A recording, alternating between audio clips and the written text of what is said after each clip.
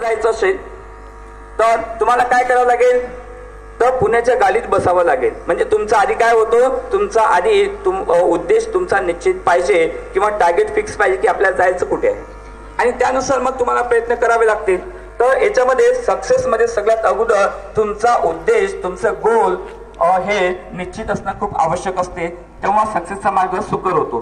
त्यानंतर सक्सेस मध्ये दुसरं अल्फाबेट आहे यू. आता यू मीन्स काय होते, you means understand the obstacle.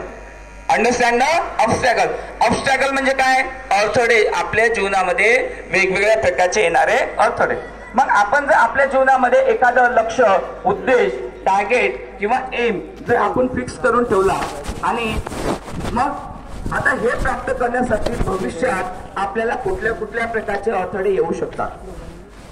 तर याचा काय करायचं, याचा आपण अभ्यास करायचा आहे, त्यांना समजून घ्यायचा आहे की आपल्याला आपला जो उद्देश प्राप्त करण्यासाठी पुढे भविष्यात किंवा इन फ्युचर मध्ये कुठल्या कुठल्या प्रकारचे अडथळे येऊ शकतात. त्या अडथळ्यांना सॉल्व्ह करण्यासाठी काही उपाययोजना आपण करून ठेवणं खूप गरजेचं असतं. त्यामुळे येणाऱ्या समस्या भविष्यात किंवा अडथळे हे आपण समजून घेतले पाहिजेत आपल्या मार्गात येणारे.